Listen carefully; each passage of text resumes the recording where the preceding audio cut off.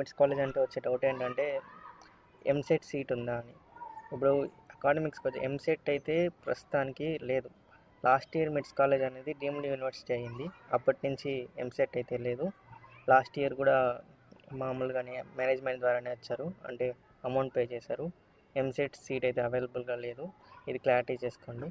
ఇక ఈ కాలేజీలో డబ్బులు కట్టి జాయిన్ అయ్యచ్చా వర్తా అంటే లోకల్లో అయితే ఇదే బెస్ట్ కాలేజ్. నిజానికి ఎక్స్ట్రా ఫీజెస్ ఏముండవు, సేమ్ ఎంతైతే ఉంటుందో కాలేజ్ ఫీ అంతే అయితే మీరు పే చేయించుకుంటారు.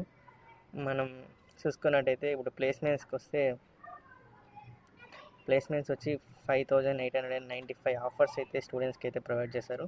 అందులో 3854 మంది అయితే ప్లేస్ అయ్యారు. అంటే కొంతమంది వద్దనుకొని వెళ్ళిపోతారు, మరి ఇంకొంతమంది అయితే అంటే ఇంకా ఆఫర్ లెటర్ వచ్చిండేది, జాయిన్ లెటర్ వచ్చిండేది. ఇవన్నీ కంపెనీస్ కాగ్నిజెంట్, ఇన్ఫోసిస్, అసెంచర్ అనేవి అంటే చాలా బిగ్ కంపెనీస్ కూడా వస్తూ ఉంటాయి. కొన్ని అంటే తీసుకుంటారు ఒక 170 180 మెంబర్స్ని అయితే. ఇప్పుడు కాగ్నిజెంట్ అయితే 291 మెంబర్స్ని అయితే తీసుకున్నారు. ఇక్కడ చూడొచ్చు 563 మెంబర్స్ని విప్రో అయితే తీసుకునింది. మనం చూస్తున్నట్టే ఇంకా మన కాలేజ్లో హైయెస్ట్ ప్లేస్మెంట్ 29.53 LPA దీక్షిత అనే అమ్మాయికి వచ్చింది. మనం ఇంకా ప్లేస్మెంట్స్ అయితే ఇది పని చేయట్లేదు సార్, మళ్ళీ కట్ చేసుకో. కట్ చేస్తావు చెప్పు. ప్లేస్మెంట్స్ అయితే వచ్చింది. ఇప్పుడు ఫెసిలిటీస్,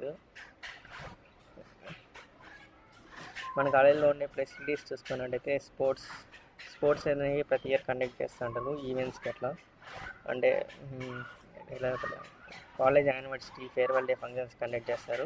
ఇంకా ట్రాన్స్పోర్ట్ అయితే అవైలబుల్ ఉంది, బస్సెస్ ఉంటాయి. మదనపల్లి, పొంగనూరు, కలికిరి, వాయల్పాడు, రాయచోటి, కదిరి, కొత్తకోట, పిల్లేరు, ఇవన్నీ ప్లేస్మెంట్స్. మీరు ఎక్కడి నుంచి ట్రావెల్ చేసుకోవచ్చు. అంటే మీరు చెప్పంలో చేసుకునే వాళ్ళకైతే ఈజీగా ఉంటుంది. అంటే డిస్పెన్సరీ అంటే కాలేజీలోనే అవైలబుల్ ఉంటుంది. ఏమైనా సిక్ అయితే అట్లాంటి వాళ్ళకి క్యాంటీన్ ఉంటుంది, వైఫై ఫ్రీ ఉంటుంది కాలేజ్ మొత్తం.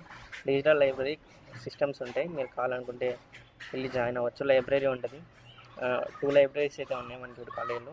ఒకటి 5 వరకు ఓపెన్ చేస్తారు, ఇంకోటి 7 వరకు ఓపెన్ చేస్తారు. సాఫ్ట్ స్కిల్స్ క్లాసెస్ కండక్ట్ చేస్తారు, యాక్టివిటీస్ కండక్ట్ చేస్తారు. దానివల్ల ఇంగ్లీష్ ఇంప్రూవ్ అయ్యే అవకాశం చాలా ఉంటుంది. ఇంకా ఫీజు స్కాలర్షిప్ కిందకి వస్తే ఫీ స్ట్రక్చర్ చూసుకుందాం. ఫీ స్ట్రక్చర్ అనేవి మనకి స్కాలర్షిప్స్ ప్రకారం ఉంటాయి. బేసిక్గా ఎలక్ట్రానిక్స్ వాళ్ళకైతే 80,000 per సెమ్. ఇప్పుడు ఎవరికంటే ఏదైనా సెట్ అంటే ఎంసెట్ కానీ కేసెట్ కానీ ఏ సెట్లో అయినా 10,000 కన్నా తక్కువ వచ్చింటే 80,000 ఇస్తారు.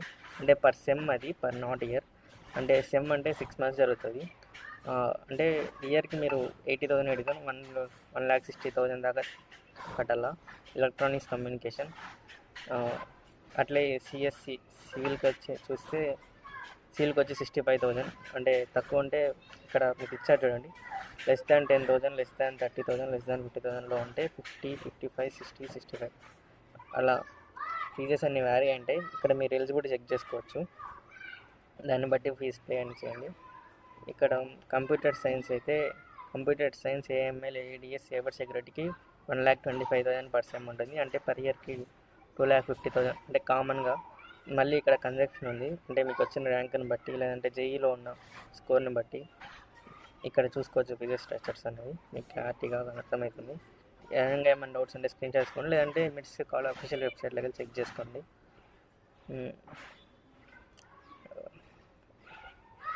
ఇంకా సర్క్యులర్స్ అంటే హాలిడేస్ చూసుకోవచ్చు. ఇవి జనరల్ హాలిడేస్. దీంతోపాటు ఇంకా కొన్ని హాలిడేస్ ఇస్తారు, చాలా హాలిడేస్ ఉంటాయి మన కాలేజ్లో. ఇంకా ఏమన్నా డౌట్స్ అంటే అకామిడేషన్ ఎట్లా అంటే కాలేజెస్లో బయట ఉంటుంది కాలేజ్ హాస్టల్ అనేది. అది 90,000 ఏమో ఈ సంవత్సరానికి బయట ఉంటుంది.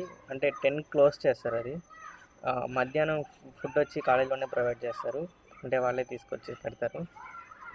ఇంకా ఒకవేళ హాస్టల్ అంటే బాగానే ఉంటుంది, అంటే అంత ఎఫెక్ట్ 90,000 పెట్టి అంత ఏముండదు. మరి బయట పీజీలో జాయిన్ కావండి, 55, 60లో అట్లా అయిపోద్ది పర్ ఇయర్కి. ఇక్కడ చాలా పీజీస్ ఉన్నాయి, 5, 6. ఇంకా ఏమైనా